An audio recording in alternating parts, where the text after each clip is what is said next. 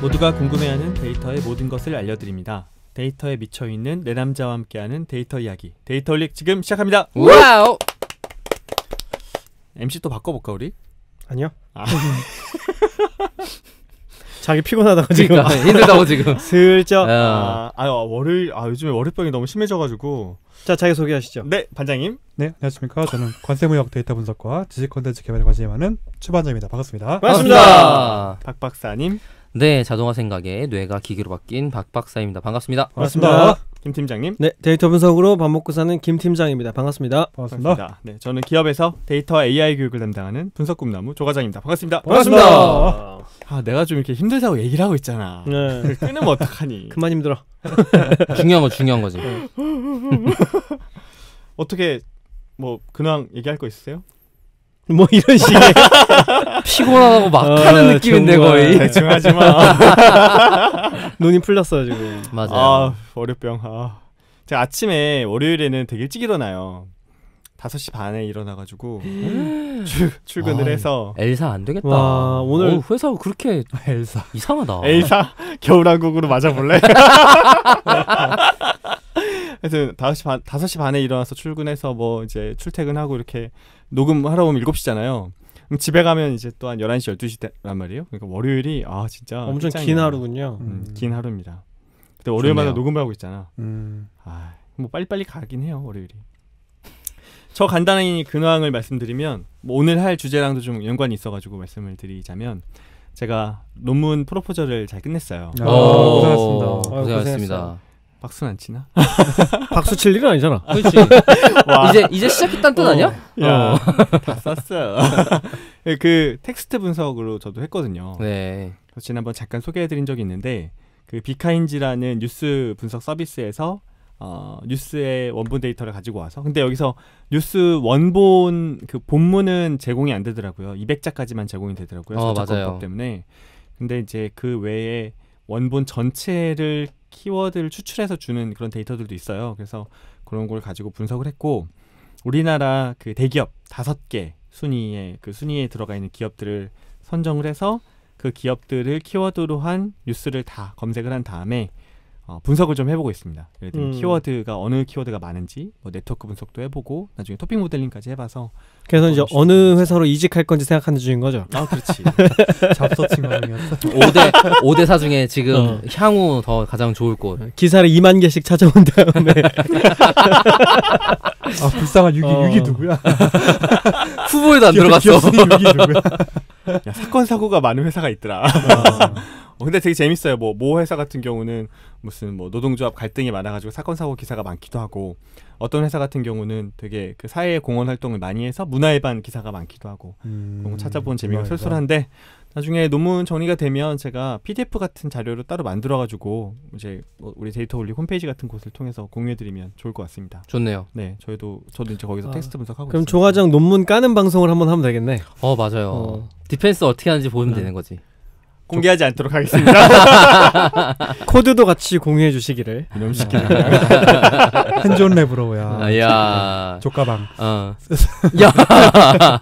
라이브로 코드가 까이는. 근데 갑자기 코드를 공개했다고 생각하니까 되게 부끄러워진다. 이게 코드가 왜 그런 거잖아요. 내가 어떻게 생각하고 어떻게 분석하는 방식들을 다 낱낱이 공개하는 거잖아요. 일기장 같은 느낌이 있죠. 절대 공개할 수 없어요. 그게 그거랑 비슷해요. 처음에 자기 목소리 녹음해서 들어보는 거랑 느낌이 비슷해요. 그렇구나. 네. 박 박사는 옛날부터 자기 목소리 사랑했잖아요. 제 목소리 사랑했다고요? 네. 아니에요. 얘는 그냥 자기를 사랑하는 거예요. 제가 저를 사랑한다고요? 네, 아니에요? 자존감 장난 아니잖아.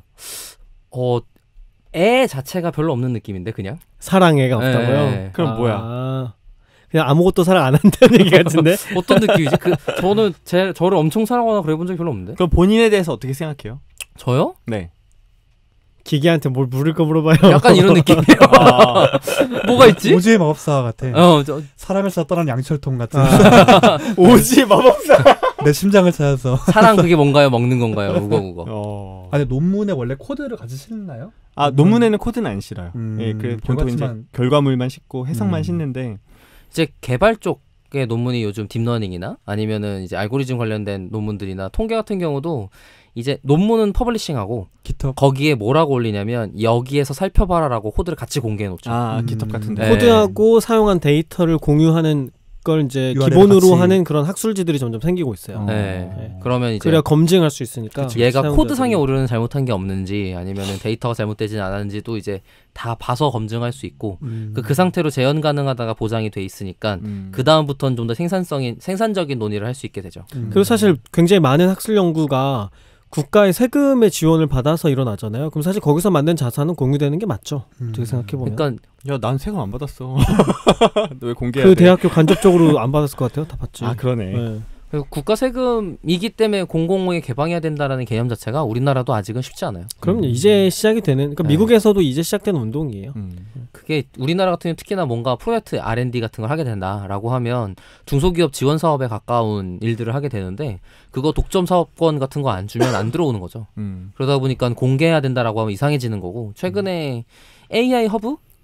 라는 사이트에서 관련 데이터들을 계속 공개하고 있고 프로젝트 사업의 일환으로 데이터를 공개하고 있는데 그거는 이제 굉장히 잘된 케이스에 해당되죠.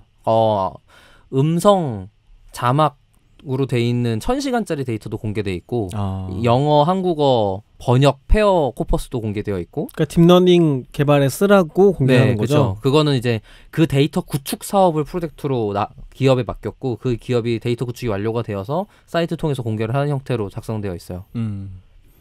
요즘에 되게 재밌어요. 코드 작성하는 것도 재밌고. 근데 코드는 매번 제가 이야기하면서 느끼는 건데 까야지 늘어요.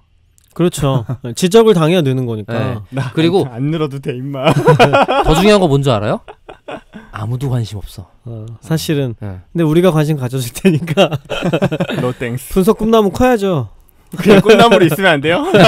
꿈만 꾸고. 균사체. 호자 날린다 그냥. 알겠습니다. 제가 왜 이런 이야기를 오늘 주제와 연관이 있다고 말씀드렸냐면 오늘 주제가 형태소 분석이에요. 그죠? 근데 형태소 분석의 형태소란 내용을 주로 다룰 건 아니고 그거에 대한 백그라운드랑 형태소 분석기들을 좀 다룰 계획이거든요. 네네네. 네, 그러다 보니까 아마 프리퀄 들어오신 같은 거예요. 프리퀄. 앞으로 할 거예요. 아니에요. 24부작 중에 아니에요. 프리퀄에 대한 아니라고. 프리퀄이랄까? 아니라고. 그러니까 오늘은 형태소 분석기. 네, 그죠. 왜냐면 저도 현태소 분석이라는 장르 그 자체의 전문성을 가지고 있지도 않고 그거를 모르기 때문에 도구를 의존해서 사용하고 있는 거라서 그냥 도구 사용법 레벨의 기초 지식 정도만 전달할 계획입니다. 역시 뭔가 달라 기계는. 텍스트 마이닝도 아니고 형태소 분석도 아니고 형태소 분석기. 엄밀하게 다른 객체가 다른데요. 그러니까 그걸 해주신다고. 네. 그래서 그러면 좀 텍스트 마이닝에 대한 개론부터 조금씩은 들어가야 되겠네요. 네네, 간단하게만 소개를 좀 드릴까 해요. 네네. 지금부터 시작을 해볼 텐데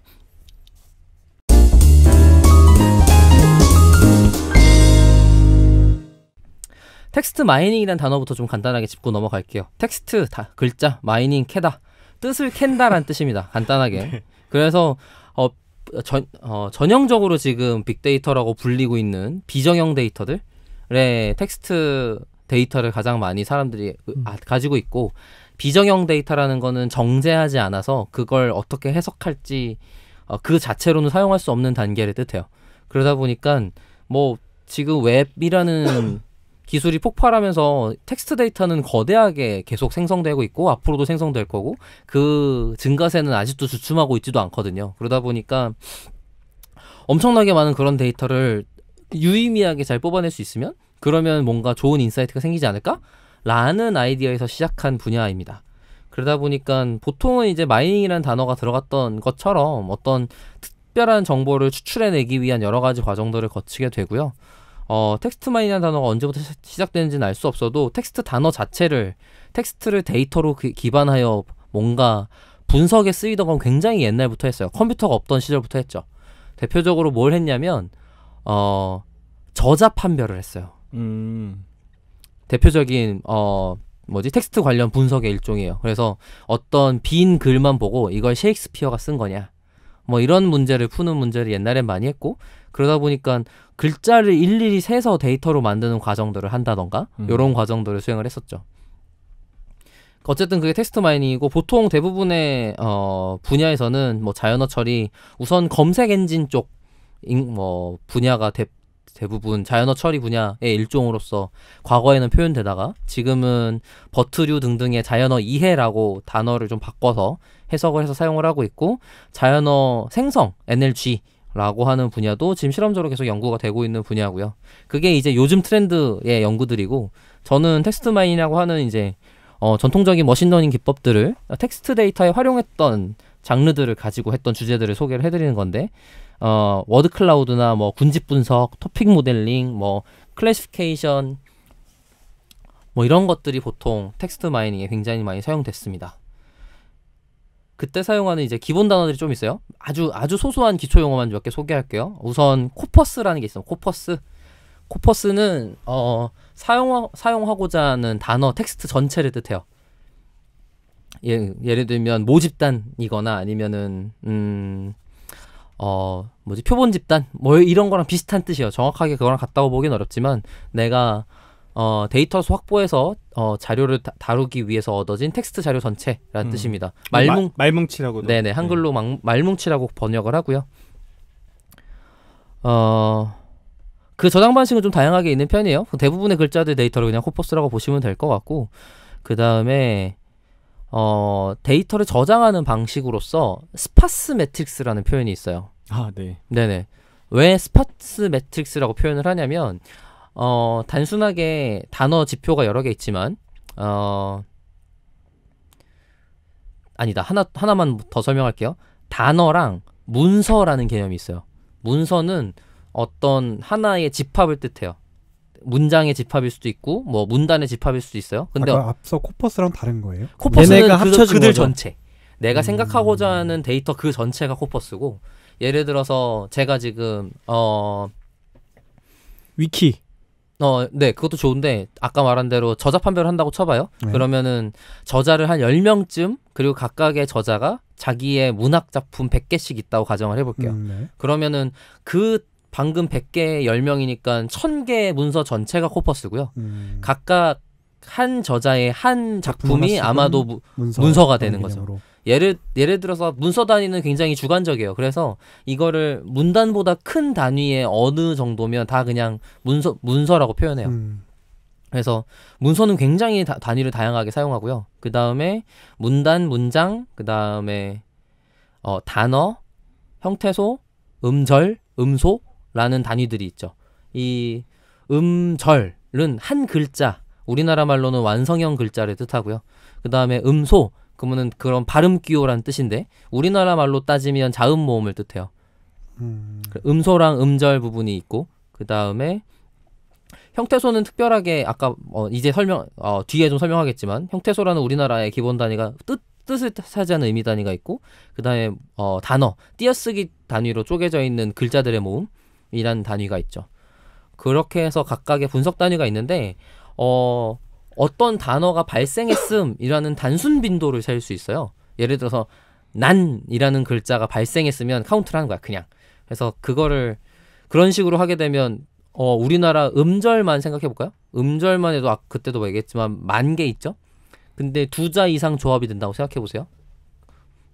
만 곱하기 만? 만 곱하기 만이네요. 근데 이제 사용하는 단어로 줄여야 될 거고 어쩌고 이렇게 하면 엄청나게 많은 경우의 수가 글자로서 존재해요. 그러니까 워드로서 존재해요. 한글에서. 그러다 보니까 어떤 문서가 로우라고 생각하고 데이터로서 행이죠. 그 다음에 컬럼에 뭐 나, 다, 라, 마바사 이렇게 해놓고 뭐 마음, 뭐 불법 뭐 이런 것들이 쫙 잔뜩 있으면 컬럼이 무지하게 클 거잖아요. 아까 말한 만 곱하기 10,000개짜리가 겨우 두 글자짜리 단어 조합이란 말이에요. 그러다 보니까 거기에 어떤 문서에서 이 글자가 나타났어요. 1. 안 나타났어요. NA. 2번 나타났어요. 2. 라는 식으로 작성을 하게 되겠죠. 그러면 만 곱하기 만 경우의 수의 단어가 모든 문서에 항상 다 나타나지 않잖아요. 그렇죠. 그러면은 나타나지 않았음이 굉장히 많은 형태의 데이터가 돼요. 1010 표기했을 때 0이 훨씬 더 많은 데이터가 돼버린다는 거죠. 네네. 매트릭스가. 그거는 심지어 발생하기만 했음이라는 10 표기만 하더라도 횟수로 표기하면 2, 3, 4가 될 테지만 2, 3, 4도 굉장히 희귀하겠죠. 그런 식이다 보니까 그거는 이 매트리스의 데이터 크기에 비해서 실제 정보량이 굉장히 작아요. 1이라는 게 이 전체 데이터 매트릭스 내에서 뭐 엄청 희귀해 있어요. 보통은 0.03% 뭐 이런 레벨이에요. 그거를 스파스 희귀하다. 그래서 스파스 매트릭스라고 부릅니다. 지금 이거 설명하고 있었던 거죠? 네, 맞아요. 스파스 매트릭스가 뭔지를 설명하는 중이었습니다. 맞아요. 네. 여기까지 하면 우리 말로는 희소행렬 이렇게 번역하네요. 맞아요. 희소가 오. 스파스랑 같은 단어여서 그냥 그러네요. 희소행렬이라고 번역합니다. 굉장히 값이 희소하게 들어있는 매트릭스. 맞아요.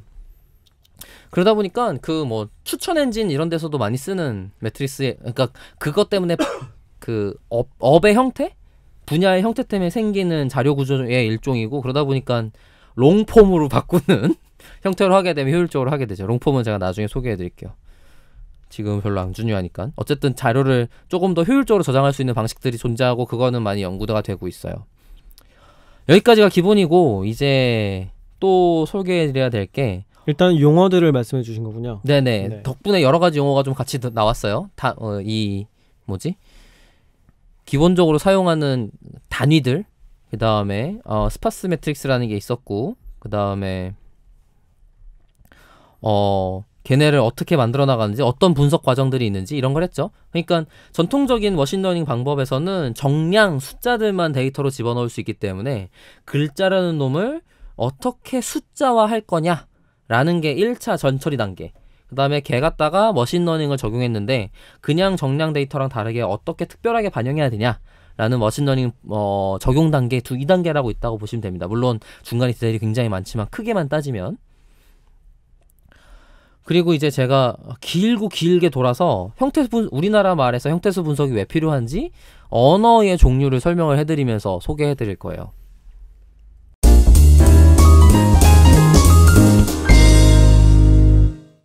형태수 분석을 왜 한글 데이터를 분석할 때 활용해야 되는가? 그죠. 제가 형태수 분석기를 소개해야 되니까 그거에 대한 당위성만 좀 설명해드리려고 해요. 이제 제가 언어학자는 아니지만 이제 여러 언어학자분들이 설명을 잘 해주셔서 제가 좋은 걸 하나 찾아놨는데, 세상의 언어는 유형학적으로 언어의 유형이 정해져 있는데 그게 4가지로 분리돼 있대요. 그 4개가 교차거 많이 들었죠, 굴절어 많이 들었죠, 고리버, 그리고 나 많이 못 들었는데. 나도 전혀 못 들어봤는데. 그래요. 좋아요. 네네. 그리고 포하버라고 해서 총 4가지 종류가 있습니다. 형태가 이렇게 4가지 종류가 있다라는 뜻이고, 분류를 하면 모든 언어가 이 4개 중에 하나라는 거예요. 네. 근데 이제 완전히 이거 하나에만 속함이 아니라 이런 특성이 많음 같은 뜻이에요. 동시에 여러 개로 분류될 수도 있겠고. 이런 특성을 지님의 퍼센트 정도라고 보면 될 것 같고, 그리고 이게 아시다시피 언어라는 게 원래 계속 변화하거든요. 그렇기 때문에 뭐 어떤 언어가 원래 이런 특성이 많았는데 지금은 다른 특성으로 변했어, 뭐 이런 얘기들도 있고 그래요. 어쨌든 4개를 좀 간단하게 소개를 해드리면, 포하버는 사실 저희가 접근할 일이 없어갖고 먼저 간단하게만 하고 넘기겠습니다. 단어를 만들 때 원래 있던 단어를 추가로 합치면서 만드는 형태로 단어를 설계하는 언어들이 있어요. 대표적으로 독일어가 그래요. 독일어 같은 경우는 예예요. 저는 기억이 안 나는데 아주 이상적인 예시로 장갑이라는 단어가 존재한 적이 없다고 치자 이거예요. 근데 포대기랑 손이라는 단어가 옛날에 있었어. 그러면은 포대기 손이라고 장갑을 단어로 만들어요. 장갑이라는 신조어를 하지 않고 기존 단어의 연속 연결로 단어를 새롭게 생성해요. 순 우리말이랑도 비슷한 느낌이네요. 조금 비슷한 부분이 있죠. 근데 그래갖고 독일어가 굉장히 긴 단어들이 많대요. 그런 식으로 계속 이어붙이면서 새로운 단어가 만들어지니까. 네. 그러니까 지금 저희가 있는 공간도 뭐 스튜디오라고 안 하고 뭐 음악 녹음 진행 장소 대여소, 그걸 명사처럼 쓰는 거예요? 네, 그게 명사의 일종인 거죠. 이런 맞아요. 식으로 만들고. 그래서 엄청 긴 단어들 막 베스트로 뽑아놓은 영상 같은 거 보면 독일어 말도 안 되는 거 진짜 많더라고요. 네, 맞아요. 뭐 어쩌고 뭐 했는데 연필 뭐 이런 거. 맞아. 이런 거 있더라고요. 네. 박사님 자료 이거 읽어주면 참 좋겠다. 뭐요? 뉴질랜드 원주민 언어 있는데. 이거요? 네, 좋아요. 요거 한번 이 포하버의 예시 중에 뉴질랜드 북섬의 오크스베이 포랑아 하우에 있는 원주민 언어에는 안 읽어도 돼요. 읽을 수 있겠어요? 읽을 수 있을 것 같은데요? 파이팅! 이게 뭐야?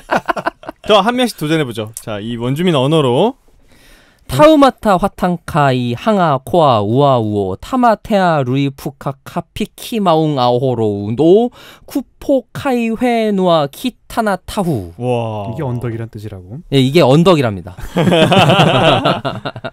야, 이거 커뮤니케이션이 진짜 힘들겠다. 계속 있던 단어를 포함하면서 하나의 단어를 또 조합해서 만든다는 거고. 네네. 그러니까 합자가 합치다라는 단어, 합쳐서, 포합어에서 합쳐서. 합치다는 뜻이에요. 예, 그래서 과거 단어에서 합쳐서 만들기만 한다라는 이게 특징이 있는 폴리네시안 언어들이 이런 게 되게 많아요. 거고. 네. 폴리네시안. 그 원주민 언어들 옛날 방식의 좀 음. 원시적인 언어들이 이런 형태인 것 같아요. 네네. 그렇죠. 그게 아무래도 하위 호환을 보장하면서 하위 호환을 보장하고 뜻을 전달할 수 있는 방법이죠. 새 단어를 얘기했을 때도 대충 뭔지 이해할 수 있게 되는 거니까. 맞아요, 맞아요. 곰곰이 새로- 생각하면 뭔지 알겠다. 네, 이게 네. 이런 거구나. 들었을 때 알아들을 수 있는 형태인 거죠. 그리고 한국어가 대표적으로 들어가 있는 교차어라는 게 있습니다. 교착어. 네. 교차어 같은 경우는 단어라는 표현은 이상하고 정확하게 형태소인데 형태소를 결합해서 문법 의미와 뜻 의미를 변형하면서 만든 언어예요. 그러니까 독립적으로 어떤 한 단어가 존재하지 않고 존재하긴 하지만 전부 다 그런 건 아니고 형태소라는 단위의 단어가 결합되면서 의미가 확정되거나 변형되거나 문법적 의미가 달라지는 걸 뜻하고요. 그것 때문에 다양성이 엄청난 편이죠. 예를 들면 장이라는 글자랑 난이라는 글자 합치면 장난 이렇게 해서 완전 네, 네. 장난이라는 단어가 되고. 그 장, 난 각각이 다 어떤 형태소로서 의미를 지니고 근데 그걸 결합하면 합쳤을 때 새로운 게 되고. 새로운 의미가 그쵸, 되고 그쵸. 그리고 그게 또 아까의 포합어랑은 좀 다른 게 그 지금 저희 같은 보통 경우는 아까 말한 형태소가 카테고리가 몇 개 있어서 어떤 위치에 있을 때 발생하는 경우가 굉장히 다양한 편인데 예를 들어 하다만 해도 우리나라 표준어에 등록되어 있는 하다의 변형이 22가지가 좀 넘더라고요. 하다를 다른 걸로 바꿀 수 있는 방법이 하는데 하고 합니다. 아. 하는데요. 하면서도 그러니까 뭐 이런 원형은 식인 거죠. 하다인데 네, 원형 하다에 포함되는 여러 변형이 22가지가 넘더라고요. 그러겠네요. 그러니까 모든 동사마다만 뿐만은 아니겠지만 그런 변형이 굉장히 많아서 그것 때문에 형태소라는 단위로 분석하는 게 조금 더 경우의 수 대비 효율적이다라는 거에 있는 거고요. 영어는 양반이네요. 영어요? 양반이라뇨? 영어가 동사 변화는 양반이네 우리나라에. 쉽다고요? 이거 비교도 안 되죠. 비교도 비교도 안 되는데. 되게 쉬워요. 걔네는 규칙이 되게 분명하기 때문에 우리가 유추할 수 있잖아요. 어미만 보고도. 근데 약간 그 중국어나 일본어처럼 동양 계열이 약간 그런 느낌이 드네요. 일본어도 동사 변형 가면 머리 아프거든요. 그게 아마 근데 중국어에서 시작한 이런 느낌이지 않을까요? 그럴 수도 있겠네. 네, 뭔가 언어의 기원, 우리나라 말 또 알타이 어족 이런 거 있잖아요. 알타이어족의 특징이 아닐까? 뭐 그런 걸 네. 수도 있을 것 같고 그건 저도 언어학 쪽이 아니어서 모르겠네요. 지금 방금 말한 여기 나와 있네요. 일본어, 터키어, 만주어, 몽골어와 마이너, 바스크어, 헝가리어, 핀란드어 이런 것들이 다 교차어래요. 그러니까 알타이어들이 교차어의 특징을 갖고 있다고 하네요. 이 소개된 글에는. 여기서 말하는 소개된 글의 특징 중에 특별한 특징은 그런 형태소 어떤 붙이는 애가 문법적 변화를 만들기 때문에 말 그대로 진짜 아다르고 어다른 의미를 똑같은 문장인데도 만들어지거나 순서 때문에 달라지거나 이런 게 발생하는 거예요. 굉장히 다양한 뉘앙스가 생성되는. 그죠. 심지어 우리나라 말은 순서를 계속 바꿔도 같은 뜻이 되기도 하잖아요. 그 순서가 바뀐 것만으로 다른 뜻이 됐는데 그게 뉘앙스가 달라질 때도 그러니까 있죠. 네. 나는 학교에 갔다 나는 뭐 이런 거 있잖아요. 네. 조금씩 의미가 사실 다른. 갔다 학교에 강조하고 나는. 싶은 데가 다를 때도 있고. 번역하면 그러니까. 똑같은데 영어로 번역하면 네, 그죠, 신기해. 그죠. 영어로는 바꾸면 말이 안 되니까. 없죠. 그쵸. 그런 말이 비문이죠. 영어는 그래서 굴절어라 그래요. 굴절어. 네, 어떤 단어의 변환이 그냥 이렇게 굴절되는 정도 내에서 끝나서 굴절어라고 표현해요. 아, 어떤 느낌적인 느낌을 예, 알겠네. 예, 부러지거나 바뀌진 않고 예. 예. 굴러지고 펴지고. 이게 레고처럼 빠바바바박 붙이는 게 아니고 아. 빨대 이렇게 접히는 정도에서 끝나는 거야. 아하. 그리고 현대 언어는 그 굴절조차도 많이 발생하지 않아서 네. 지금은 고리버로 분리될 수도 있다라고 아. 평가하기도 해요. 표현의 다양성 같은 건 조금 적겠지만 좀 더 명확하고 오해 없고 그렇긴 하겠네요. 좀 장점도 있고 단점도 있겠다. 그죠. 그러니까 그래서 우리나라 말은 또 뭐라고 표현하냐면 고맥락 언어라고 표현하거든요. 아, 그렇죠. 네, 뉘앙스가 다양해진 덕분에 네. 그 맥락, 컨텍스트에 대한 이해도가 같이 수반되지 않으면 알아듣기 힘들거나 아니면은 그것만 갖고 컨텍스트를 유추해야 되거나 그래서 이런 문서로 하기보다는 말로 하고 맞아요. 직접 전달하고 그게 굉장히 문서만 갖고는 컨텍스트가 많이 죽기 때문에 그런 부분이 힘들어지는 거고 의미가 완전 달라지잖아요. 네. 독일이나 영어권 국가는 이제 저맥락이어서 문서로 다 되는. 그러니까 문서로 됐을 때 커뮤니케이션 코스트 비용이 그러니까 로스가 많이 발생하지 않으니까 그것 때문에 더 문서 커뮤니케이션 효율일 때가 있는 거죠. 그렇죠. 그리고 지금 조금 전에 영어에서 나왔지만 고리버가 있습니다. 고리버는 단어 하나하나가 독립적으로 그냥 그 단어 뜻만 있고 다른 변환이 발생하지 않아요. 중국어가 대표적이고 단어 하나가 온전히 뜻글자이기 때문에 그 단어 하나로서 의미를 발현하고 그러다 보니까 이 각 개별 의미의 결합 때문에 해석이 엄청 다양해진다는 문제가 있어요. 똑같이 써놔도 그 당시에 이게 고맥락 언어의 끝판왕쯤 되는 거죠. 그 당시의 맥락상 알아들을 수 있는 조합의 뜻, 통용되는 뜻이라는 게 있다 보니까 그것 때문에 이 중국어는 해석하는 게 굉장히 어려운 일이라는 상황이 됐어요. 여기까지가 이제 언어의 종류의 설명입니다.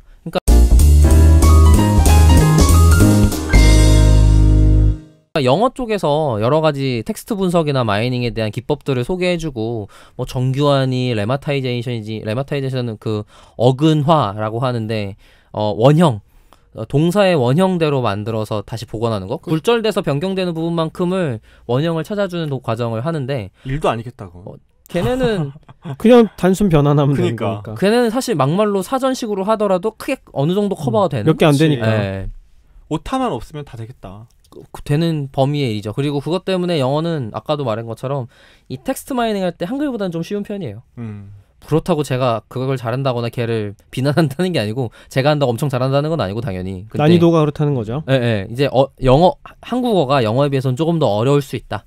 그러다 보니 이런 레벨의 얘기를 하는 거고 한국어는 어쨌든 그래서 교차어입니다. 아까 말한 것처럼 형태소라는 걸 소개를 좀 해드려야 되는데 형태소는 의미를 가지는 최소 단위를 뜻해요.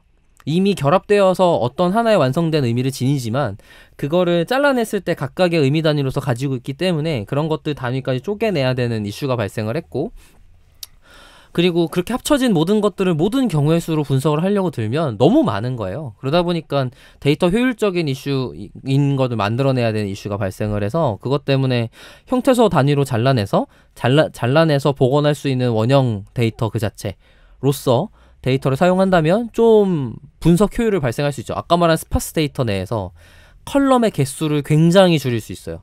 경우의 수를 줄인다는 거죠? 네, 22개를 한 개로 줄일 수 있잖아요. 그러면 엄청난 거죠.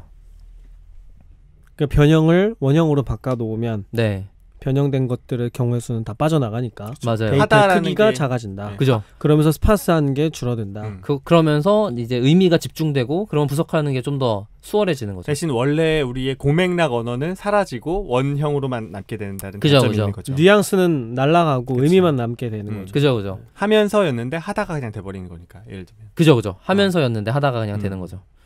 그리고 형태소 단위로 할 때 이게 문제가 뭐가 있냐면 그 형태소라는 놈이 말 그대로 또 아다르고 어달라서 분석하기 나름이에요. 근데 어쩔 수가 없어요. 그러다 보니까 저는 이 텍스트 마이닝 할 때 권장드리는 방법은 아주 정확한 분석이 필요하다. 그러면 그냥 눈 딱 감고 당신이 다 읽으셔라 인 거예요. 분석 정확도가 높기가 굉장히 어려워요. 그리고 그 대신에 말도 안 되게 문서가 많아. 아까 조관원이 말한 것처럼 5년치 뉴스 다 읽어야 돼. 그 67만 건. 네. 그러면 그냥 그 오류가 쓰는 거 그냥 감수하고 포기하고 큰 틀에서의 데이터만 갖고 추정하는 거죠. 그런 방식으로 할 때나 사용한다 라고 보면 될 것 같고요. 예를 들어서 뭐 댓글 분석하는데 저희 인스타그램 댓글 분석하고 싶어요. 뭐 얼마 발생하는데요. 저희 매주 리포트 하는데요. 하루에 50개쯤 생겨요. 그냥 읽으세요. 가 하는 거죠. 네. 그게 나은 거지. 그래서 정확하다. 그리고 그 정확도를 더 적은 사람들은 따져요. 이게 감당 안 되게 데이터가 많으면 정확도를 안 따지거든요. 근데 정확도를 따질 수가 없죠. 문제 제기하려면 읽어야 되는데. 네. 아이씨 이거 어떡하지? 이렇게 안 돼요. 그냥 적당히 이 선에서 하자. 이렇게 의사결정이 되는 레벨의 데이터만 하시는 게 맞아요. 그러다 보니까. 그리고 이거는 제 요령 중에 하나인데 다른 사람도 그렇게 하는 거라고 들었어요. 특별한 요령은 아니에요. 영어에서는 스탑워드라는 처리를 해요. 전 처리를 해요. 이런 경우의 수를 줄이는 방법의 일종인데 의미가 없는 단어들이 있을 수 있잖아요. 불용어라고 처리를 하는. 네네, 불용어라고 한글로 번역을 하고 안 쓸 단어. 의미가 들어가 있지 않아서 필요 없는 단어들이 있어요. 분석해봤자 네, 도움이 안 되는 모든 것들. 데에 다 있거나 아니면은 뭐 같은 거죠. 뭐 이런 거. 있다, 하다, 되다 이런 is 거. 뭐 이런 거. 이런 거는 있을 필요가 없잖아요. 그런 것들을 사전으로 만들어 놓고 지우는 작업을 하거든요. 영어는 그걸 잘 해요. 근데 한글은 한 글자인 경우에도 의미가 있는 경우가 굉장히 많고요. 수 뭐 이런 것도 있죠. 발. 한자를 근간으로 해서 의미를 가지기 때문에 그런 것들이 굉장히 많아서 글자가 하나라고 지우기도 굉장히 어렵고요. 그리고 조사를 떼는 것도 쉬운 일이 아니에요. 조사의 위치에 있는데 조사가 아니고 명사인 경우도 있고. 그렇죠. 네, 그런 것들은 일일이 봐야 되지만 어쨌든 분석한다고 가정을 하더라도 저 같은 경우는 그래서 그런 것들을 불용어 사전을 만든다라는 과정이 되게 저는 이해가 안 가는 거예요. 왜냐하면 사전을 만들었어. 근데 걔가 아까 말한 교차고 범위 내 걸 다 커버해. 이러면 땡큐인데 그렇게 안 될 거잖아요. 그러니까 저는 어떻게 하냐면 형태소 분석기를 돌려서 결과물을 다 만들어요. 그러고 나서 명사, 형용사, 동사만 남기고 버립니다. 다른 굉장한 범위 내의 여러 조사, 뭐 그 다음에 저도 오랜만에 얘기해서 다 까먹었네요. 어쨌든 다양한 형태소의 종류가 있는데 그 중에 의미를 가질 법한 단어 종류는 이 세 가지예요. 명사, 형용사, 동사. 그래서 그 세 개 남기고 나머지를 버리면 불용어 처리라는 단계랑 굉장히 유사한 효과를 얻을 수 있어요. 그래서 형태소 분석이 필요하기도 해요. 이런 단계를 만들어야 되니까. 그래서 이 데이터를 엄청 거대하게 만들어서 이걸 그대로 다 쓰겠어 라고 하면 오히려 하면 안 되는 단계인데 저희가 의미를 뽑아내려고 어쨌든 개수를 세거나 뭐 이런 단계를 해야 되잖아요. 그러기 위해서는 좀 효율적인 자료 처리가 필요한 거고 그러다 보니까 형태소 분석을 해야 되고 뭐 아까 말한 대로 형사, 명사, 동용사, 동사가 형용사, 명사, 동사. 네. 같은 것만 떼서 의미로서 추출을 해서 뭐 개수를 세본다든지 하게 되는 거죠. 저는 동사는 있다, 하다, 되다 이런 건 난리거든요. 맞아요. 너무 많으니까. 뭐 그 정도의 불용어 처리는 유의미한 것 같아요. 네네. 그리고 이제 저 같은 경우는 뉴스에서는 그 기업이나 이슈에 대한 텍스트를 많이 잡아내야 되는데 뉴스 중에 가장 많은 게 의하면 이런 거 있잖아요. 의하다. 어느 기자에 따르면에서 따르다.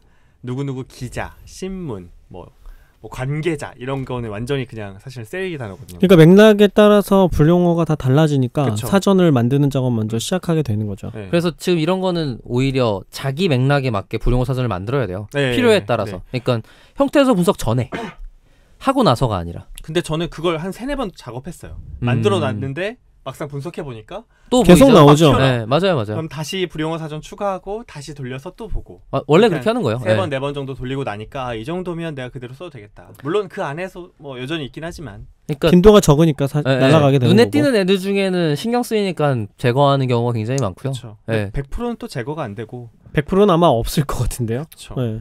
그리고 한편으로는 텍스트 분석하다 보니까 그런 생각이 들어요. 이제 아까 박 박사님 이야기 되게 동의하는 게 한 50개 정도 문장이면 읽어야 돼요. 읽어야 내가 그 안에 있는 맥락을 파악할 수 있는데 그게 나아요. 이거는 형태소 다 쪼개고 빈도 보고 네트워크만 보면 대충 어떤 이슈인지는 알겠는데 과연 여기서 어떤 이야기를 하려고 했었을까는 보이지가 않아. 그때는 원문장을 찾아봐야죠. 그러니까, 그런 한계점. 오히려 분석이 되면서 좀 뭉뚱그려지는 의미들이 있는 것 같아. 사실 뭉뚱그리는 게 목표예요. 요약하는 게 목적이죠. 네, 네. 그렇죠. 더 너무... 작게 만들어서 내가 필요한 부분만큼으로만 목적으로 사용하는 게 목표였기 때문에 근데 이제 한글은 해상도가 너무 많이 떨어진다라는 단점이 있는 거죠. 여기까지 이제 형태소가 왜 필요한가? 형태소 분석이 왜 필요한가 정도 얘기를 한 것 같고요.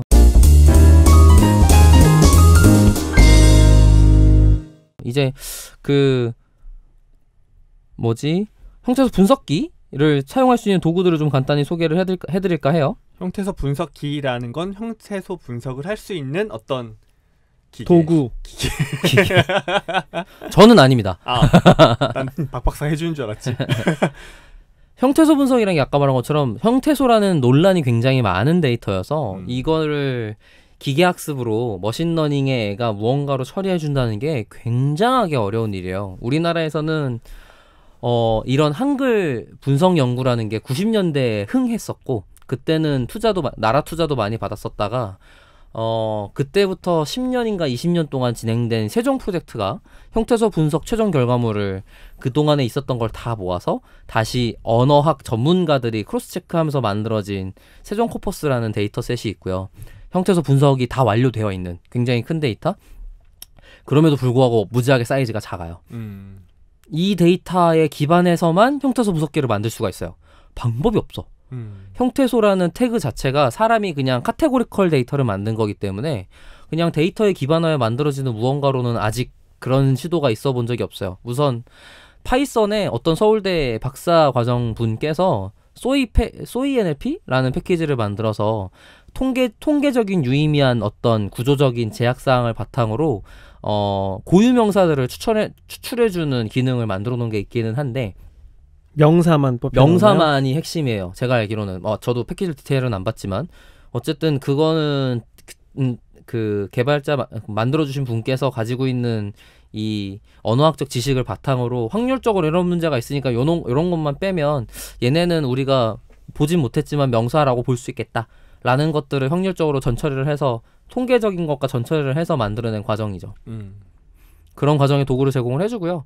그리고 이런 식의 비지도 학습 아니면 통계적 방법, 비지도 학습은 제가 말씀드린 것처럼 없고 통계적인 방법에 제한 예시가 있고 아까 말한 세종 코퍼스를 가지고 있는 그러니까 지도 학습을 위한 데이터셋 굉장히 제한적인 그걸 갖다 만들어진 형태소 분석기가 우리나라에 제가 알고 있기론 한 8개 정도 있고요. 그러니까 사람이 일일이 문장에서 이거는 명사야, 이거는 동사야 이렇게 언어학자들 이름을 붙인 방식으로 만들어진 게 하나가 있고 네. 그런 거 말고 언어에서 명사가 들어갈 자리가 일반적으로 갖고 있는 어떤 확률이 있으니까 맞아요. 그걸 기반으로 단어를 뽑아서 얘는 아마도 명사 자리일 거야. 이거는 명사. 이렇게 두 가지 방식의 형태소 분석기가 있다는 거군요. 지금 제가 아는 한은 그래요. 네, 비주도 방식으로 분석하는 방법은 없고 데이터 기반한 방식 셀프 슈퍼바이즈드라고 부르는데 데이터 그 자체로서 그게 어떤 형태소의 일종으로서 뽑아지는 방법도 아직은 제가 알기로는 없어요. 저도 제가 아이디어가 있어서 이런저런 시도를 해보고는 있는데 아직 확정적이진 않아서 결과가 예쁘면 한번 공유해 드릴게요. 그리고 아까 있었던 그 세종 코퍼스를 기반한 학습 데이터로 사용해서 만들어진 분석기들은 세종 코퍼스의 데이터를 기반하여 정확도가 한 90% 초반 정도 돼요. 높은 편이죠. 정확도는 어떻게 확인을 할 수 있어요? 이제 완전한 라벨드 데이터가 있으니까 일정 부분을 테스트 데이터라고 떼어놓고 나머지 갖다 학습을 하고 떼어낸 테스트 데이터만 갖고 이제 평가를 하는 거죠. 그 부분으로 제가 알기로는 90% 초반대의 정확도가 대부분이고 뭐 한나눔, 꼬꼬마, 은전한잎. 네, 은전한잎은 또 그것도 소개해드릴게요. 은전한잎은 일본어에 있는 미캡이라고 하는 일본어 형태소 분석기를 한국어 상황에 맞게 재학습시킨 그것도 세종 코퍼스로 학습했어요. 그걸 만들어진 은전한잎이라는 프로젝트가 있고 그거는 이제 속도가 빠르기 때문에 많이 쓰이는 형태 대신 이제 원문복원이라고 부르는데 형태소의 원어 형태로 변환까지는 안 해요. 속도 때문에 일부러 그 기능을 제한한 것 같아요. 그리고 아까 있었던 꼬꼬마나 한나눔 이런 애들이 다 사실은 90년대에 만들어졌어요. 아까 말했던 흥행기. 학교에서 많이 만들지 않았어요? 네네. 그렇죠? 당시에는 서울대, 연대, 고대, 부산대 정도가 카이스트도 있었다. 네. 카이스트도 다 언어연구실이란 게 있었고요. 지금은 부산대에 이제 우리 굉장히 많이 쓰는 맞춤법 검사기. 네, 거기가 네. 아니요. 엄청 좋던데. 나래 테크놀로지인가? 나라 테크놀로지. 네네네. 맞아. 네이버 말고 한국어 맞춤법 검사기라는 게 프로그램이에요? 나라 인포테크라는 회사에서 부산대 그 교수님 밑에 있는 연구실에서 연구자들이 같이 교수님이 주축을 해서 만들어진 도구가 있는데 뭐 그쪽이 이제 맞춤법과 뭐 이런 그런 연구실이 있고요. 연구실 중에 이제 중요 형태소 분석기들을 만들었었고 그때 만들어져 있는 게 대부분이고 특별히 최근에 만들어진 건 제가 아는 한 2개 정도 있어요. 3개인가 2개인가 있는데 라이노라는 어디 교수님이지? 지금은 어딘 다 까먹었다. 라이노를 만드신 교수님이 한 분 계시고 그분은 그것도 자바로 되어 있고 그리고 트위터 형태소 분석기라는 게 있는데 이건 실제로 트위터에서 만들었어요. 김호현이라고 하는 언어학자 한국어 분께서 트위터라는 회사에서 형태소 분석기를 그쪽에서 만들고 걔를 오픈 한글이라는 이름으로 프로젝트를 변경해서 공개를 해놨고요. 그리고 키위라고 하는 C++로 만들어진 형태소 분석기가 있는데 그거는 이제 개인 개발자가 자기 스터디 목적으로 만들어서 사용하고 있는데 그게 좀 생각보다 정확도가 괜찮아서 저도 지금 그거는 R로 호환할 수 있을 것 같아서 고민하고 있는 중. 그리고 파이썬 패키지가 있는 상태입니다. 그리고 코알라라고 하는 스칼라 관련된 형태소 분석기 패키지가 있고요. 그리고 파이썬에는 유명한 KONLPy라는 패키지가 있죠. 거기에는 뭐 코모란, 그 다음에 라이노, 뭐 지금 아까 말했던 몇 개의 패키지들을 한꺼번에 모아놓고 인터페이스를 맞춰놓은 패키지가 있어요. 선택해서 쓸 수 있게 해주는 거죠? 네네. 꼬꼬마, 뭐 한나눔 이런 거 다 들어있어서 그걸 그냥 거기서 선택해서 사용하세요 라고 되어 있고, 다른 애들은 뭐 분석의 정확도 이런 레벨의 일인 것 같은데 미캔만 좀 유난히 속도가 빠르다 라는 레벨의 애고, 걔는 대신 이제 분석이 좀 다양성이 많은 게 남아있는 채로 된다 라는 제약사항이 있다 정도면 보면 될 것 같아요. 그거에 대한 제약사항의 새로운 돌파구인 패키지로 저는 키위를 되게 관심 있게 보고 있는 거고요. 왜냐하면 C++로 만들어졌다는 게 가장 큰 장점인 것 같고. 빨라서? 그게 자바로 만들어졌다, 뭐 C++로 만들어졌다, 이런 건 어떤 차이를 보면 돼요, 우리가? 그냥 근원 언어가 그걸로 만들어져 있어서. 근데 이제 자바로 만들어져 있으면 굉장히 장점도 당연히 많은데, JVM이라고 하는 자바 JDK를 설치해야 돼요, 컴퓨터에. 자바를 먼저 깔아야만 쓸 수 있다. 네. 이게 되게 불편한 일이죠, 사실. C++로 만들면 없어도 되고. 보통은 컴파일이라는 과정을 거치는데, 그동안 패키지를 설치할 때는 R이나 파이썬 같은 경우는 이미 사전에 컴파일돼 있는 걸 다운로드 받는 형태로 많이 해결을 하고요. 뭐 내 컴퓨터에 특화돼서 아주 컴파일을 최적화해서 하겠어 이러지 않는 이상 이 기 컴파일돼 있는 놈을 압축된 걸 다운로드 받아 사용하는 편이고요. 그래서 C++ 같이 보통은 바이너리 파일 아니면은 기계어 아니면은 LLVM 같은 레벨의 파일이라고 표현을 하는데, 어떤 컴퓨터에서 직접 바로 동작하는 코드로서 작성돼 있는 걸 사용한다면 조금 더 수월하게 할 수 있죠. 그리고 이제 자바 같은 경우는 그런 앤데, 그러기 전에 런타임이라고 그래서 동작하는 프로그램을 따로 설치해야 된다는 뜻이에요. 그건 자바는 태생이 좀 그랬는데 왜 그랬냐면, 여러 기계에서 한 번만 컴파일하면 다 쓸 수 있게 하자라는 거에서 시작해서 런타임이 설치되면 동작은 보장해 같은 일이었고요. 그러다 보니까 코드 하나로 여러 곳에서 동작하게 할 수 있기 위해서 자바가 원래 태생적으로 그랬었고, 이제 그 당시에 C++은 굉장히 어려운 일이 됐죠. 그런 일은. 왜냐하면 개별 머신마다 컴파일을 했었어야 되니까. 지금은 근데 인터넷이나 이제 제공 환경이 너무 좋아져서 기 컴파일돼 있거나 아니면 표준화돼 있는 뭐 CPU나 이런 환경들에게 그냥 바로 사용할 수 있는 걸 제공하는 게 쉬워져서 과거에 비해서 오히려 다시 장점을 가지게 된 거고, 컴파일 언어 중에 요즘은 뭐 고나 러스트 아니면 뭐 자바의 상위 클래스인 코틀린 아니면 뭐 얼랭이나 엘릭서 뭐 이런 다른 컴파일 언어들이 조금 더 도커라든지 환경을 타지 않고 실행되는 애들이 발생해서 그런 거는 좀 많이 나아지곤 있어요. 물론 이제 분석 레벨에서 쓰는 얘기가 아니어서 좀 아쉽긴 하지만 여전히 자바가 흥하던 시절에 만들었던 형태소 분석기를 우리나라는 굉장히 많이 사용하고 있고, 아직 언슈퍼바이즈드 방식으로 만들어진 형태소 분석기는 없고, 그러다 보니까 세종 코퍼스에 의존하는 방식으로밖에 할 수가 없고, 그때 만들었던 것보다 더 잘 만들 방법이 별로 없고, 그러니까 그냥 옛날에 만든 것도 대부분 갖다 쓰고 있는데 그게 대부분 자바로 되어 있고, 그러다 보니까 자바 언어에서 직접 사용하는 게 아니면 다른 애들은 다시 자바를 설치하거나 이런 이슈가 있는 거죠. 그럼 여전히 우리의 그 기준점은 세종 코퍼스에 머물러 있는 거네요. 지금은 그래요. 그러니까 카카오에서 과거 구 다음 쪽에 있었던 사람들 팀이었던 것 같은데, 카카오에서는 형태소 분석기 그쪽 원래 운영하는 그 팀에서 정기적으로 형태소 분석기를 한국향으로 낸 적이 있어요. 다음 형태소 분석기서부터 쭉 해서 지금 이번에 낸 게 버전 3인데 그걸 카카오라는 이름으로 달고 냈더라고요. 그쪽에서는 세종 프로젝트의 데이터를 재처리 전처리를 통해서 사람이 크로스체크 다 했음에도 불구하고 사람이 했을 거 아니에요. 그렇죠. 그러니까 당연히 에러가 있을 거라고요. 그런 에러를 다 고쳐서 만든 문종 프로젝트가 있어요. 문송인 줄 알았어.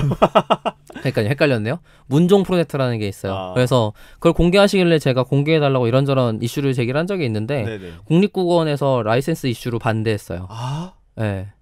더 웃긴 건 뭔지 알아요? 그거 자기네가 라이센스 다 사용 가능한 라이센스라고 걸어놓고 공유해냈어요. 자기들은. 근데 그래놓고 원소스는 안 된다는 얘기인 거죠? 자기들이 공유해놓을 때 사용할 수 있는 라이센스로 걸어놓고 각 개별 것들은 자기네가 책임지는 라이센스가 아니니까 몰라요라고 해놨어요. 제가 볼 때는 불만이 많지만 자기 내부적인 사정이 있지 않을까 생각해요. 그러니까 딱 준 대로만 써라 이렇게 되는 건가요? 우리가 주는 형태로 밖에는 쓸 수 없다. 바꾸지 마. 네, 바꾸지 마. 아. 건드리면 안 돼. 정확하게는 건드린 대로 니네가 다시 배포하는 거 안 돼. 왜요? 뭐 저작권 이슈이긴 한데 제가 볼 때는 그쪽에서 쓸데없이 과하게 해석하는 것 같고요. 제 생각에는. 그래서 분명히 저작권 해석의 여지 입장에서는 풀릴 만한 여지가 굉장히 많음에도 불구하고 그러니까 원 소스를 고치지 않는 한도 내에서 공개하는 것? 그러니까 원 소스를 잘못된 부분을 고치는 코드를 공개하는 건 문제가 없거든요. 제가 볼 때는. 근데 코드 공개도 거절해갖고 그리고 심지어 카카오 쪽 내부 법무팀에서도 거절을 해갖고 공개가 안 된 상태예요. 그 부분은 굉장히 한국어 분석 학계 전체에서 아쉽죠. 아쉬운 부분이죠. 그러네. 저도 그거 되게 기대하고 있었거든요. 되게 좀 써볼까. 근데 형태소 분석기 여러 가지 설명을 해주셨는데 이게 분석기를 무엇을 쓰느냐에 따라서 정말 소위 이야기하는 성능이 눈에 띌 정도로 달라지나요? 기본적으로 형태소라는 태그 종류가 달라요. 제가 알고 있는 아까 말했던 8개의 형태소 분류 분석기가 방식이 다른 거죠. 네. 분류 방식이 제가 아는 한 8개 정도 돼요. 각 자기 하나가 3단계 정도 가지고 있어요. 세부적인 단계랑 중간 단계, 뭐 간단한 단계. 그러니까 예를 들어서 명사 이렇게만 뽑을 수도 있고 명사도 여러 종류가 네, 있잖아요. 고유명사 이렇게 여기까지 뽑을 거냐 이런 이슈도 있고요. 그것 때문에 형태소 하나가 뭐 2, 3단계 정도 가지고 있고. 그럼 우리가 보면 트위터 형태소 분석기라고 서치를 하면 그 표가 나오잖아요. 네네. 그 분석 영문으로 분류표를 만들어서 여기서 그 하위 분류까지 다 나와가지고 이렇게 제공을 품사 하는데 태그표가 있죠. 그게 형태소 분석기마다 다 똑같은 게 아니고 맞아요. 그렇죠. 형태소 분석기마다 다 다르니까 내가 분석하려는 맥락에서 어떤 분석기가 제일 좋은 건지 판단하는 건 도움이 되겠네요. 그죠. 그렇기도 하고 그게 분석기마다 사용했던 학습용 소스가 다를 때가 있기도 하고요. 네. 제가 말했듯이 세종 코퍼스를 그대로 사용한 전체 패키지가 아니고 세종 코퍼스 자체도 그 태그 표준을 만들어 보려고 온갖 싸움이 있었던 걸로 제가 알고 있어요. 정확하게는 논쟁에 있었겠죠. 그게 어떤 걸로 따라간 게 맞느냐. 그 카이스트에서 제안한 태그 표준이 있고 뭐 고려대에서 뭐 서울대에서 제안한 표준들이 있어요. 뭐 연세대에서 제안한 표준들이 있는데 그거를 결합해서 만들어진 표준이라기보다는 어느 한쪽 거 그냥 쓰자라고 만들어진 게 세종 코퍼스 내의 표준이고요. 그러니까 그게 아마 언어학자마다 어떻게 분류하는 게 더 맞다라는 방향이 달라서 생기는 문제겠죠. 근데 이건 통일을 해야 좀 효율적으로 분석될 수 있지 더 않을까? 대단한 건 뭔지 아세요? 지금 말하고 있는 태그 품사 표준에 있었던 종류가 있잖아요. 네. 그거 말고 그냥 한국어를 분석하기 위한 형태소 그 자체의 표준도 없어요, 원래는. 아, 그래요? 제가 아는 한 3가지가 메인 주류예요. 아, 네. 근데 그럴 수밖에 없을 것 같긴 해요. 왜냐면 이건 정답에 있는 문제는 아니고 분류 네. 방식의 문제니까 어떤 식으로 분류했을 때 각각 이점이 있을 거거든요. 그래도 국립국어원에서 좀 정해주면 안 될까? 그런 식으로 할 수 있을 문제가 아닐 것 같기는 한데. 그래서 이게 형태소라는 놈을 예를 들어서 명사라는 것도 저도 말은 다 까먹었는데 뭐 용언 이런 단어 들은 적 있으시죠? 이런 용언, 것들 체언. 그런 것들이 또 한 종류 나누는 방법의 한 갈래고 또 걔를 부르는 뭐 또 다른 말도 또 있어요. 제가 심지어 이게 메인스트림이 3개라는 거지. 그러니까 아까 전에 왜 우리가 언어를 4종류로 분류한 것도 그건 어떤 학자가 그렇게 또 분류한 걸 거 아니에요. 그렇죠. 또 다른 분류 방식이 있을 거고 그러면 불절어 이런 걸로 네. 분류 안 하는 사람도 그거를 있을 거고. 이게 맞아라고 정답을 정해놓고 국가에서 이걸로 갑시다 이렇게 하기는 어렵겠죠. 학풍 같은 거니까. 맞아요. 학풍 같은 거라고 보는 게 맞는 것 같아요. 그래서 어느 사람들이 더 많이 쓰냐. 스타일이죠, 스타일. 네, 스타일이에요. 이게 제가 아까 말한 것처럼 말했던 뭐 음절, 음소 뭐 이런 것도 있지만 뭐 용언, 어간 뭐 이런 단어도 있고 제가 말했듯이 이게 주류 굉장히 많이 보이는 주류긴 합니다만 그거 말고도 다른 주류들이 더 있다는 거죠. 거기서 저는 멘붕이었어요. 제가 석사 때 들었던 국어 전산 국어학 뭐 이런 식이었어요. 정확하게 뭐 수업 이름은 기억이 안 나는데 실제로 국어의 전산 언어. 아니 한국어 전산 언어학에서 이 한국어를 전산하기 위해서 뭐 이런 수업인 줄 알고 갔더니 이제 형태소 분석을 하기 위한 장르가 뭐가 있어요 같은 얘기가 잠깐 나왔었는데 그때 전 멘붕이었죠. 이게 뭐야? 이것도 정리된 적이 없다고? 이렇게 된 거예요.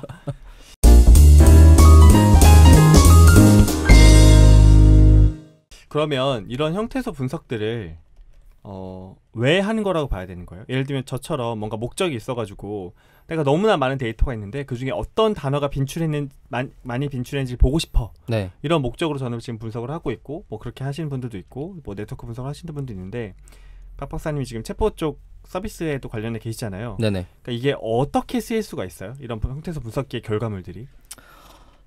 형태소 분석기의 결과물들은 사실 동사 때문에 한다고 저는 생각해요. 동사. 네, 명사의 추출과 형용사 동사의 의미 추출. 명사는 조사를 떼어내서 명사 그 자체로 떼어내는 게 유의미하고요. 네. 그 다음에 아까 형용사랑 동사 같은 경우는 굴절을 해서 다양성이 너무 많기 때문에 그 계산의 효율성을 달성하는 데 도움이 되죠. 그러니까 저는 그러니까 영어에 비해서 한글이 어려워요라고 하잖아요. 네네. 근데 그게 조사 때문이라고 사람들이 얘기를 주장을 많이 하거든요. 근데 경우의 수가 더 많으면 데이터가 더 많으면 돼요. 그 말은? 그러니까 데이터를 더 많이 확보해서 분석하면 그것 때문에 어려워지지 않아요. 뭐 콜라는 다양성이 커지면 네, 콜라가 코퍼스도 커지면 되지 뭐. 네. 콜라는 콜라가 콜라를이란 게 데이터가 3배로 늘면 되지. 네. 콜라 이즈 백 했을 때 콜라가 영어는 하나인데 우리는 조사가 붙어갖고 많아져요라고 했다고 해서 그럼 많아지는 개수만큼 데이터가 많으면 되지. 우리나라에서는 그렇게 데이터를 수집한 적이 없거든요. 제가 한참 연구를 하려고 고민하던 적에 기가 막혔던 적이 하나 있는데 그게 뭐냐면 네이버 뉴스를 10년치를 수집했어요. 근데 이제 워드 임베딩이라는 기술이 있는데 그거는 이제 글자라는 걸 어떤 엄청나게 많은 문장들 속에서 주변에 있는 단어들 갖다가 단어의 어떤 뜻 벡터 같은 걸 숫자를 만드는 계산하는 기술이 있어요. 그래서 단어의 거리 계산을 할 수 있게 돼요. 얘랑 비슷한 단어야라는 게 계산이 된단 말이에요. 이건 만들어 두면 그러면 다 같이 자원이잖아. 비슷하게 쓸 수 있을 테니까. 근데 그 워드 임베딩이라는 기술 중에 글로브라는 알고리즘이 있는데 스탠포드 대학교에서 만든 걔네가 영어 임베딩 단어를 만들려고 찾아보니까 800빌리언 다큐먼트를 학습에 사용했어요. 800빌리언? 네. 다큐먼트. 문장 말고 문장 단어 말고 다큐먼트. 그러니까 맨날 막 위키 통째로 넣고 막 이러니까. 근데 위키 통째로 넣으면 기껏해야 100만? 한글 단위로? 밖에 안 돼요. 제가 10년치 네이버 뉴스 데이터를 먹으니까 1억 문장 정도밖에 안 남더라고요. 그거 다 했는데도. 그거 다 해도. 그러니까 근데 아까 말했듯이 경우의 수가 다양성이 몇 배예요? 맥스 45배까지도 가능할 거란 말이에요. 영어 대비 한글이. 근데 800빌리언 다큐멘터리를 모은 적이 없어. 우리나라 역사에. 어느 누구도. 그 정도 모으려면 돈이 무지하게 들 테고. 더 웃긴 건 뭔지 아세요? 페이스북은 자기네가 다국어를 지원해서 지네는 처음부터 그걸 모아서 해요. 이 워드 임베딩 기술에 대해서 아니면은 그 텍스트 그러니까 생성되는 페이스북에 한글을 다 모으면 되니까 그거 플러스 크롤링을 하죠. 거기에 추가로 외부에 있는 거까지. 어차피 네. 자기들 서버에 있는 데이터인데 뭐 그냥 갖다 쓰면 되겠네. 아니 아예 외부 서비스 데이터도 다 크롤링해요. 페이스북 그래요? 외부 거까지 가져간다고. 엄청나게 많이 크롤링을 해요. 왜냐면 자기들 그것만 갖고도 제약 사항이 있어요. 왜냐면 너무 구어예요. 구어라는 말은 문어랑 반대되는 말인데 구어는 직접 입으로 하는 말이라는 표현이고요. 문어라는 건 이제 문서 작성하는 말이란 뜻이에요. 그래서 표현들을 굉장히 다양성 있게 확보하기 위해서는 크롤링도 필요한 일이에요. 저도 이제 네이버 뉴스만 했었는데 댓글들이나 커뮤니티 글들을 수집한다면 좀 도움이 되겠죠? 그래서 요는 그 정도로 수집해서 임베딩을 하면 되겠지만 그건 어렵다 얘기하는 건가요? 그죠. 오히려 그렇게 해서 많이 수집한다면 오히려 그 글자와 조사들을 형태 분석할 필요 없다. 데이터 기반으로 유사하다라는 걸 평가할 수 있겠죠. 문장 단위로 나왔고 비슷한 애로 나왔으니까 또 조사가 붙은 것 때문에 이 단어들은 비슷한 단어일 수 있겠다라는 거를 인베딩 레벨에서 평가할 수도 있을 거고 아직 모르겠어요. 그러니까 그게 버트가 그거를 해주는 작업이 되어 있는 게 아닌가요? 우리나라 말 버트는 단어 단위로 한 적이 없어요. 문장 아니요. 그러니까 경우의 수가 워낙 많잖아요. 그냥 글자만 해도 10,000개가 넘는단 말이에요. 근데 이제 보통 토큰이라고 표현하는데 네네. 토큰이라는 거는 어떤 한 기준 단위예요. 우리나라에서 말하는 형태소 같은 것도 있겠지만 글자 하나일 수도 있고 뭐 자음 모음 다 한 개씩일 수도 있고 알파벳일 수도 있고 이런 거죠. 그런 토큰을 처음에 버트를 내놓은 구글이었나요? 구글에서는 30,000개를 사용했고요. 한글 가지고요? 아니요. 전체 언어에 대해서. 모든 언어에 대한 너무 적은 것 같은데? 그래서 한글은 몇 개 안 들어가 있다는 거구나. 네, 언링크라 그래서 언노운이라 그래서 그 단어는 모름 이런 경우가 꽤 많고 한글 같은 경우 굉장히 많이 포함되어 있지는 않아요. 제가 알기로는. 그리고 SKT 쪽에서 공개한 코버트 같은 경우는 한글만을 사용한 8,000개 토큰을 사용했어요. 근데 그러다 보니까 빈도순으로 나열한 한 글자, 한 음절 단위의 글자들이 대부분이죠. 네, 그렇게 되면 뭐가 되냐면 이제 버트라는 놈이 그 글자들의 조합 때문에 생기는 의미가 네트워크상에서 학습이 된다라는 개념적인 의미로 받아들여지는 거고, 근데 그건 또 모르겠어요. 학습 레벨에서 얼마나 유의미하게 작성할지. 거기다가 걔는 워드 인베딩을 집어넣을 때 인풋 데이터로서 뭐 위치 인베딩이랑 무슨 인베딩 같은 3단을 한꺼번에 서메이션에서 사용하는 형태로 해요. 이게 몰라 갑자기 레이어가 3단이라는 얘기죠. 네, 뭐 버트까지 말이 넘어가서 지금 원래 의도했던 내용으로 좀 안 흐르고 있는데 인베딩이 어렵다. 질문으로 돌아가면 왜 하냐는 거지. 형태서 분석을 왜 하냐, 어디다 쓰려고 하냐. 방금 말한 것처럼 데이터를 많이 모을 수 없는데 의미는 뽑고 싶어서 쓰는 거예요. 그러니까 그 의미를 뽑는 응용 레벨이 뭐냐고 묻는 거예요. 응용 레벨이 어디다 뭐라고요? 쓰는 거냐 우리가. 그러니까 우리가 최종 아웃풋으로 뭘 만들기 왜 위해서. 구글은 버트라는 걸 만들고 왜 SK는 코버트라는 걸 내놓고 이걸 어디에 쓰려고 형태서 분석을 하고. 일단 버트는 분석을 위해서 만들어진 건 아니고. 그러니까 네, 이제 그렇죠? 그런 게 궁금할 수 있을 것 같은 거죠. 버트 같은 경우는 NLU를 근간으로 하고 있어요. 언더스탠딩을 근간으로. 네, 이 문장을 이해하겠어. 그러니까 기계가. 네, 기계가. 버트가 뭐예요? 그 얘기를 안 했어. 나는 그래서 아까 몇 분 전부터 지금 멈췄어. 그래서 버트가 뭔지 얘기 안 했어. 버트라는 잠깐만, 우리 시간이 없어서 네. 버트는 나중에 좀 더 자세히 한번 맞아요. 다뤄주시면 그러니까 워드 좋을 것 인베딩이랑 요 센텐스 인베딩 그다음 NLU 레벨은 아예 그냥 다른 시간에 다루는 게 맞을 것 같고요. 형태소 분석을 최종적으로 뭘 하기 위해서 쓴다. 요것만 얘기해 그걸 주시면 좋을 것 이해해줬으면 같아요. 오늘 우리가 형태서 분석기를 다뤘으니까. 저는 여전히 저도 몰라요. 이 사람이 지금 전 진심이에요. 왜 하는지 아니 모른다. 저는 진심이에요. 이걸 어디다 써먹으려고 지금까지 이 난리를 폈지? 이 생각밖에 안 들어요. 저는 그런 생각이 드는 거예요. 아니 조 과장이 설명하세요. 네 논문에 썼잖아요. 그러니까 이게 어떤 시계열적으로 오랫동안 쌓여있던 데이터를 그러니까 하나의 축으로 쭉 잘라가지고 어떤 이슈들이 있었지라고 빈도를 보거나 아니면 그 단어들 사이의 관계를 보거나 하는 데에 아주 사전 처리 작업으로서 형태소 분석을 내가 했다는 건 나도 알고 있거든요. 근데 이제 기업들은 더 많은 돈을 들여서 더 정확한 형태소 분석을 하려고 하고 노력을 하는 거잖아요. 그렇진 않을걸요? 아닌가? 형태소 분석기의 성능은 이렇게 말하면 좀 별론가? 별로야.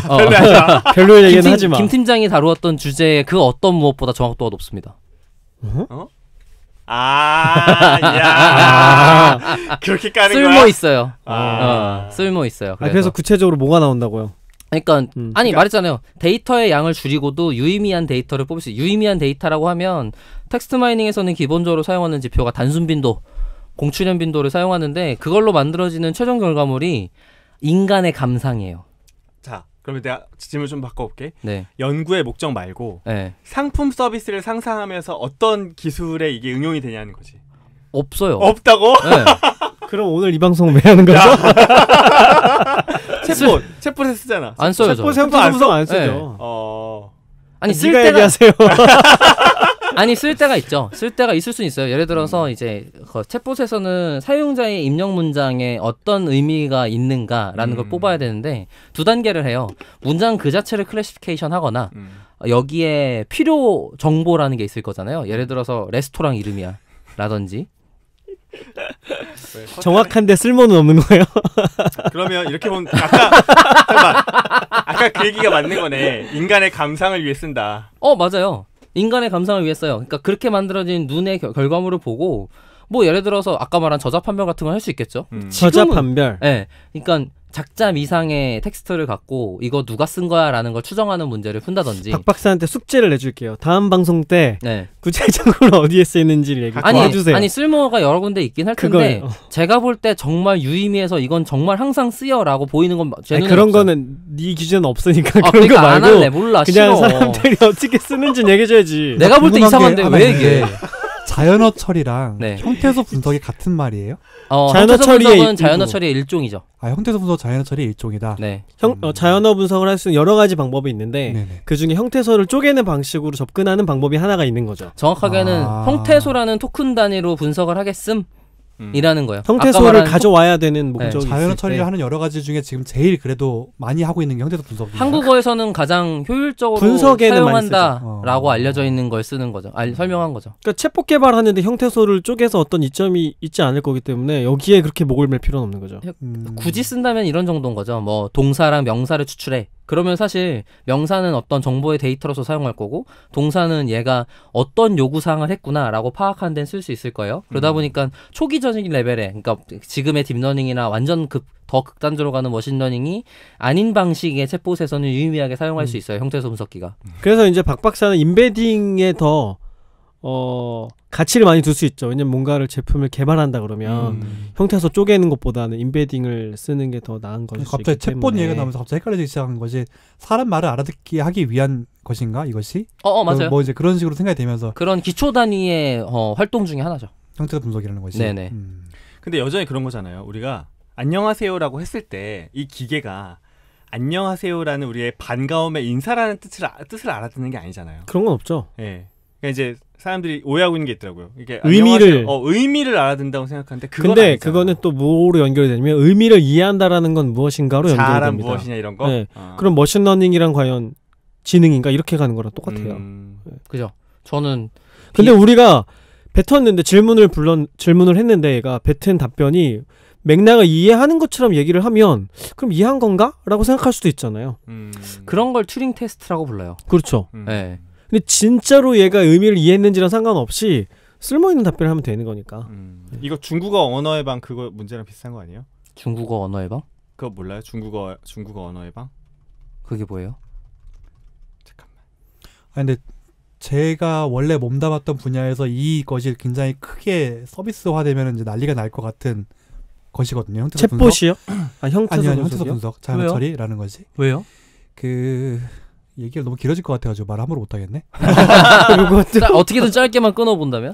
예를 들면은 지구상에 있는 모든 물건에는 코드가 부여가 되어 있어요. 네. 네, HS 코드라고 이제 부르거든요. 그 이제 무역에서 존재하는 코드 이제 10자리 코드인데 그 10자리 코드는 일정한 사전에서 보고 찾게 돼 있거든요. 그죠, 테이블이 있겠지. 예를 들면은 컴퓨터의 법적 용어는 자동적으로 처리 기계예요. 네. 오토매틱 뭐 어떠해서 그래서 내가 애플 뭐 예를 들면은 내가 그냥 문서에다가 뭐 애플 뭐죠? 맥북이라고 써도 얘가 자동적으로 켜설기고 이해를 해야 되거든요. 네네네. 그러니까 그런 과정이 지금은 사람이 하고 있고 그것을 하고 있는 것이 대한민국의 관세사라는 사람들인 거죠. 네네네. 네. 이건 형태소 분석에 상관이 없고 그냥 DB를 다 써도 다큐먼트를 보고 하거든요. 그 다큐먼트 텍스트를 보고 하거든요. 그러니까 어떤 정의된 제품의 이름과 걔의 정의 문장을 읽고 지금 들어온 애가 요 제품이구나라는 거를 관세사가 한다고요. 평가해서. 그 텍스트가 그 텍스트인지를 이제 매칭을 하는 거여서 저는 계속 이것이 저희 업계에서는 굉장히 크게 화두가 되고 있는 걸로 알고 있거든요. 네네네. 미국에서는 이걸 연구를 하고 있고. 연구하고 있어요. 맞아요. 네. 그러니까 어떤 식이냐면 그 문장을 해석하는 이해도 라고 한 다음에 지금 들어오는 물건의 명칭이 실제로 그 글로벌 코퍼스에서 그러니까 여러 텍스트 상에서 어떻게 쓰이는지를 평가해서 지금 원래 의도하는 설명과 유사한가라는 걸 평가하는 거죠. 그러면 관세사가 읽어서 이해하는 맥락적인 판단과 비슷한 결과물을 낼 수 있다고 보는 거고. 그래서 문장을 읽고 저자 맞추는 거랑 제가 보기엔 똑같거든요. 맞아요. 네, 그래서 이제 원래 이 과정을 법적으로는 클래시피케이션이에요. 맞아요. 이제 품목 분류라고. 그러니까 이거 특허 정보로 문서 분류하는 거랑 같은 개념 아니에요 지금? 맞아요. 그죠? 거의 비슷한 것 같아요. 네, 그래서 네. 이제 그 활용처가 이제 그쪽으로도 있지 않나라고 아. 저는 이제 아까 물어보신 활용처가. 그러니까 형태소 서비스 분석이라는 놈 그 자체는 어디 화용처가 있다라는 레벨의 일이 아니고요. 그러니까 지금은 다 어떤 머신러닝 기법을 사용해야 할 텐데 그런 기법들을 사용하기 전에 한글을 기반 데이터로서 전처리하는 방식이 하나예요. 형태소 분석기는. 그렇죠. 네, 그렇기 뭘 때문에 하든. 네, 뭘 하든 이 머신러닝 무언가를 해내서 이걸로 어떤 어플리케이션을 만들더라도 형태소 분석기를 기반 데이터 단위로 사용할 거냐, 분석기 사용해서 만든 형태소를 기반 단위 데이터로 사용할 거냐라는 건 그냥 의사결정의 문제인 거고, 저는 그게 굉장히 효율적인 방식인 건 맞지만 정확도가 더 이상 성장하지 않을 게 뻔한 방식이어서 잠옷 단이거나 그러니까 음절단이거나 음소단의 데이터로서 기반한 뭔가 다른 방식이 지금 나와서 혁신을 해야 된다라고 생각을 하고 있는 중인 거죠.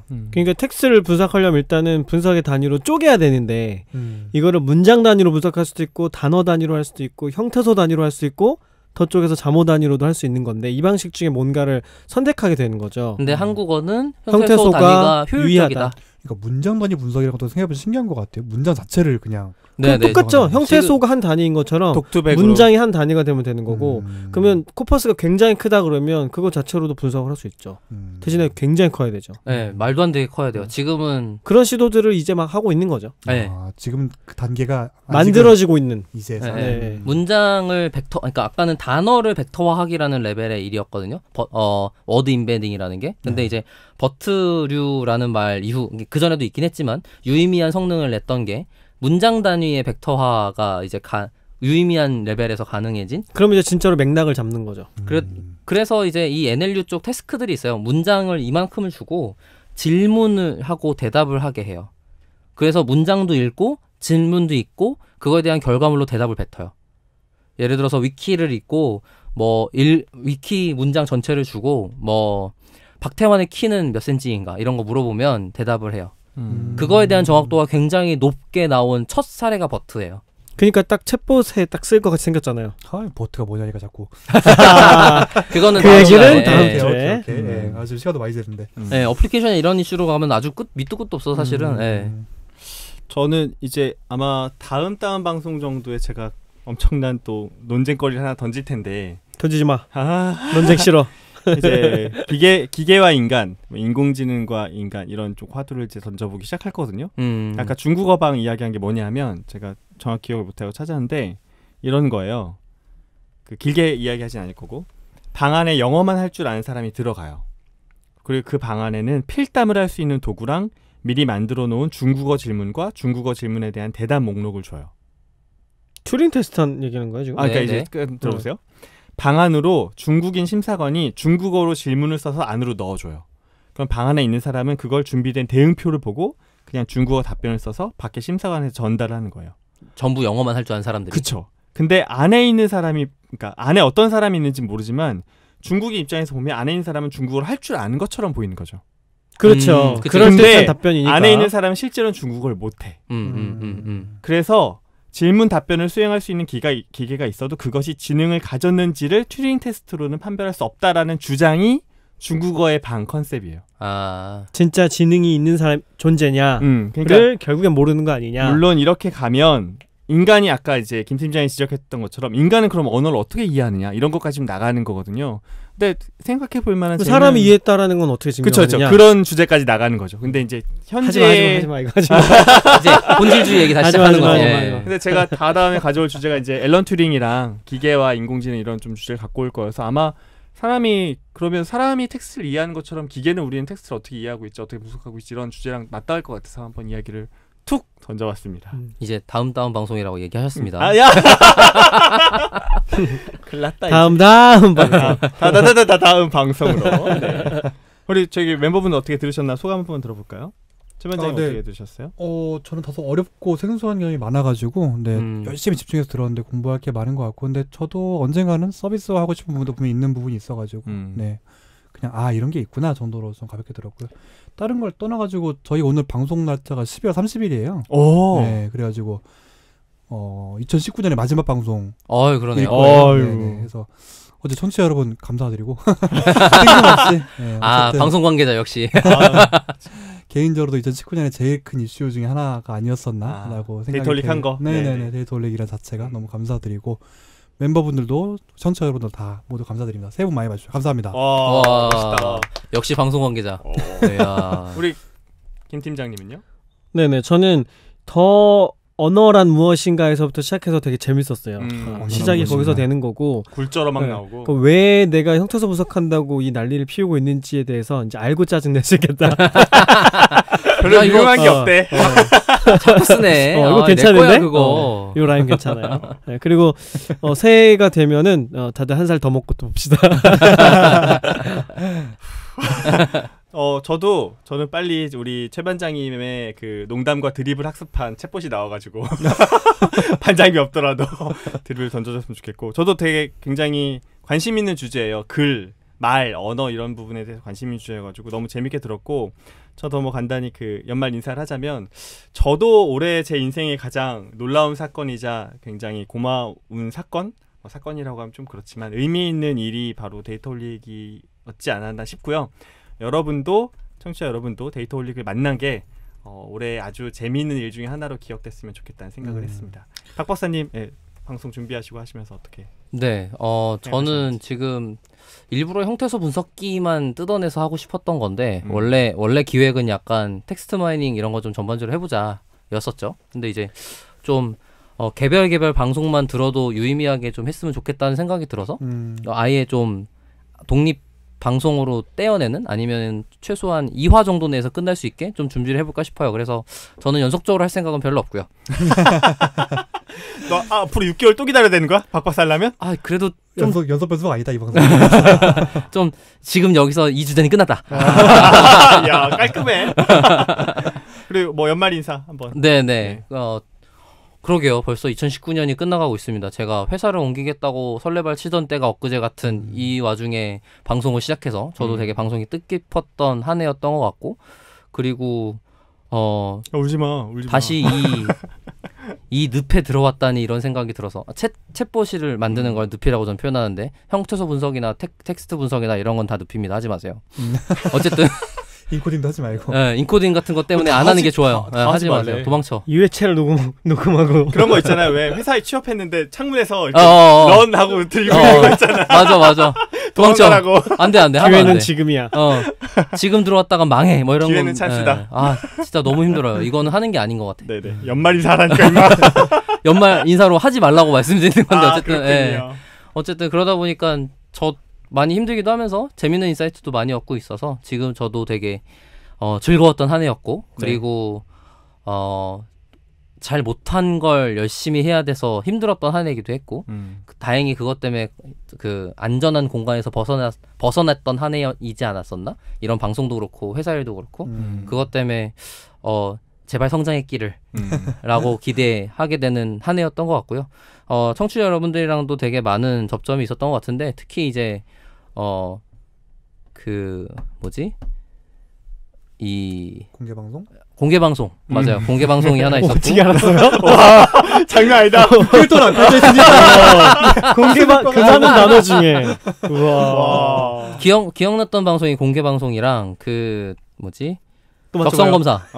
접성 검사였던 것 같아요. 특히 이제 여러분들께서 저희의 주장에 동의했다라기보다는 여러 의견에 대한 얘기를 들을 수 있어서 좋았다라는 부분에서 저도 좀 공감이 많이 갔고, 조금 더 열심히 유의미한 부분에서 포인트를 캐치해야 되지 않을까라고 개인적으로 계속 생각을 하게 되더라고요. 그런 부분이 조금 더 여러분들에게 도움이 좀 됐으면 좋겠다라고 생각을 하게 되고, 그런 부분에서 저도 되게 긍정적으로 평가해 주셔서 굉장히 감사하게 생각하는 한 해였습니다. 고맙습니다. 수고하셨습니다.